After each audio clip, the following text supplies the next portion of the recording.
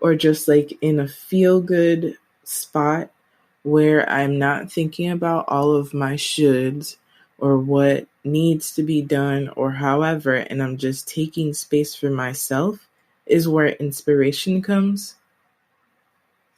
So I would like to have that conversation with you all.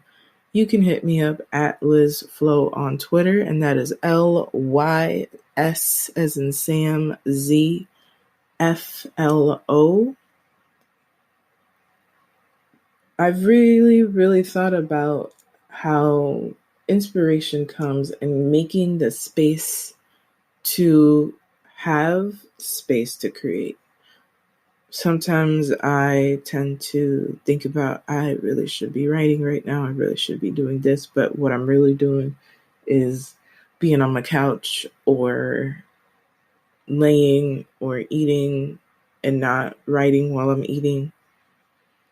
And sometimes doing absolutely nothing, aka resting, gives our body and mind the creative,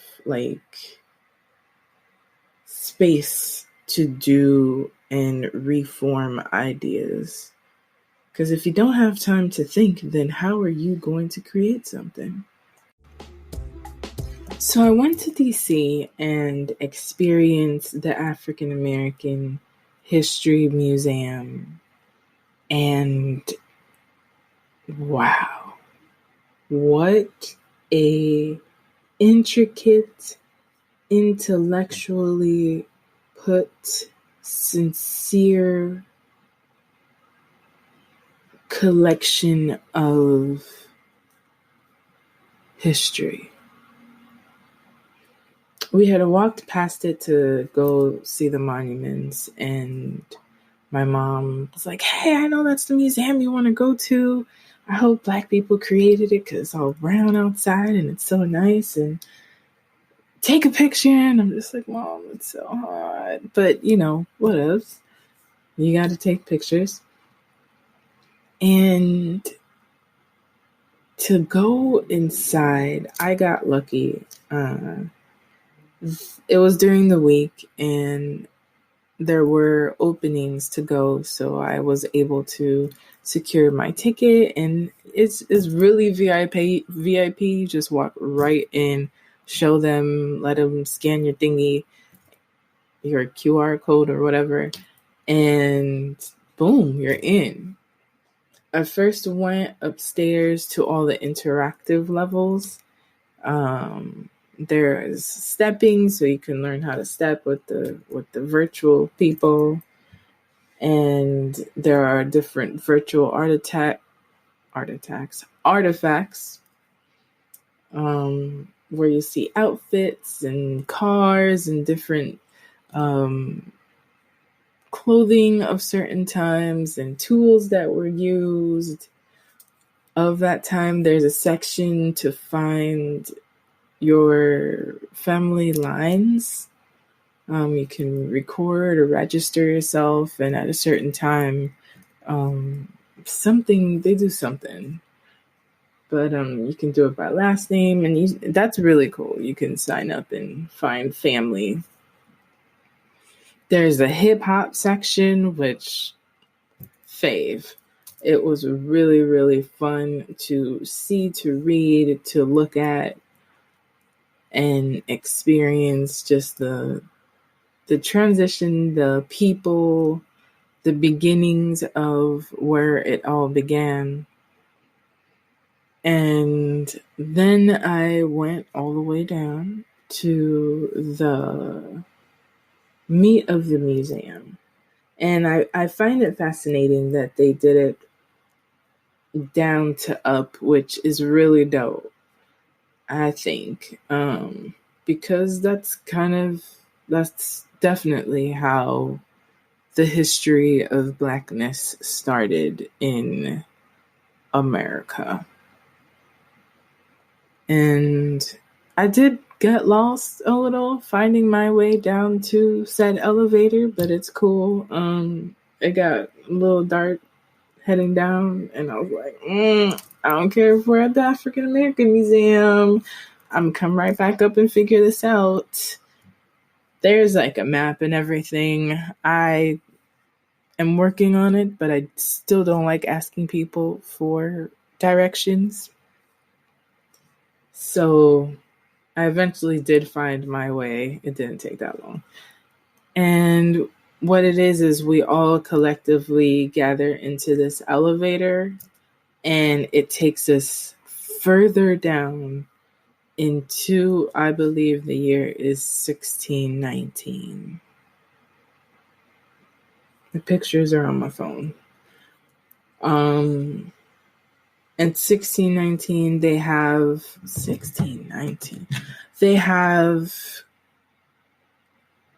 the beginnings of slave trade.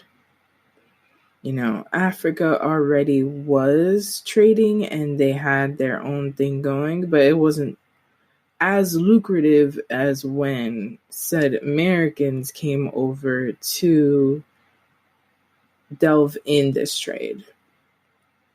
And then once it became so lucrative, then, you know, people were like, well, this is where the money's at. This is what I'm going to keep doing. And as soon as we got off, it was a collective silence that meant so much to me, because I am looking around and, you know, it's probably all kinds of diasporas in the room. And it was so powerful. And I was grateful for that silence. I was tripping. The year is 1400. That made more sense. And there were stories and people, historical figures, and background stories of things I have never heard of. And I just felt so much. I think all of us felt so much collectively, and it gave me goosebumps. You know, some people covered their mouths, and it's a collective mourning of sorts of the painful beginning that we know, right? And then we move up into 3 other levels, which is the beginning of fighting for freedom. And the different people that sometimes we're not even told in school or in history books. It's kind of like a fast forward through this. You know, we only kind of have 28 days to talk about everything that's happened since the 1400s. And once I went up to the next level, because some things I just couldn't sit and take in and continuously take in at the 1400 year level. The first thing I see is this man. The statues are dark bronze, which I, added touch. That's even doper. Dark bronze, black, and silver. Yes. This is off memory, so correct me if I'm wrong. So I see this man in the old colonial garb, and I'm like, huh. And I'm like, let me see, and I see over somebody's shoulder, Louverture. And I'm like, wait a minute. Toussaint Louverture? And I'm like, oh, snap. I have seen like drawings of him, but he is fine in this clone solid clone life. It's like, look at this good looking forefather revolutionary man right here.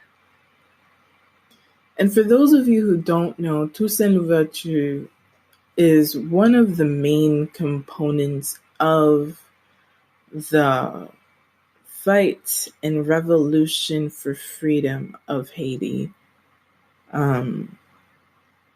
It was a liberation from slave masters into becoming the first Black republic in 1804.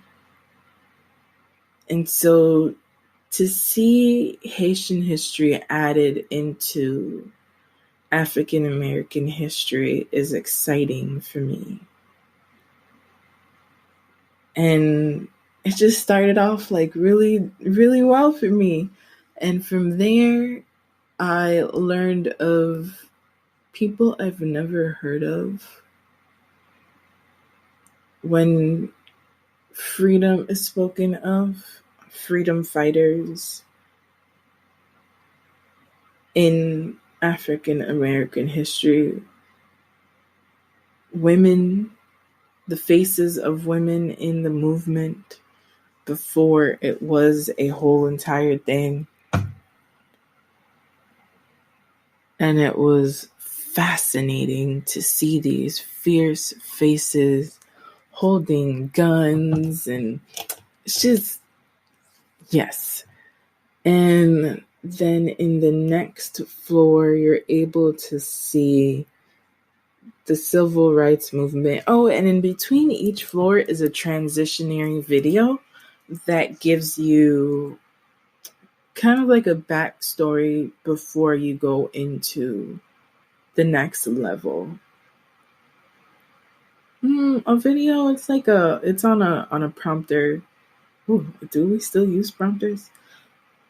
Whatever it's called nowadays. But it's like a little seating area, and you can look up and you see the video. There was women in the movement. And so that next level is a civil rights movement, if I'm not mistaken. Yeah, the civil rights movement. And there you have all kinds of things. The most interesting thing for me was you're able to see like the old slave homes in one of the levels. And then the next mock up is a train, a segregated train, where you walk in through the front, which is the white area, and see that they have lounges and extra fountains and more than one bathroom. And then you walk through the black or colored area where there's like one bathroom and a fountain, and it says colored on it. And of course, throughout this, you feel so many things. Rage is one of them. Sorrow, mourning. And it's also a reminder of where we are today. Then the next level is like the littest level. Oh wait, before that, let me backtrack. So not only is the train there, there's an Emmett Till commemoration. I didn't last too long in there because pain. We have been saturated in pain and suffering, and I'm okay with the awareness of it all. And so here comes the civil rights movement and the Black is Beautiful movement, and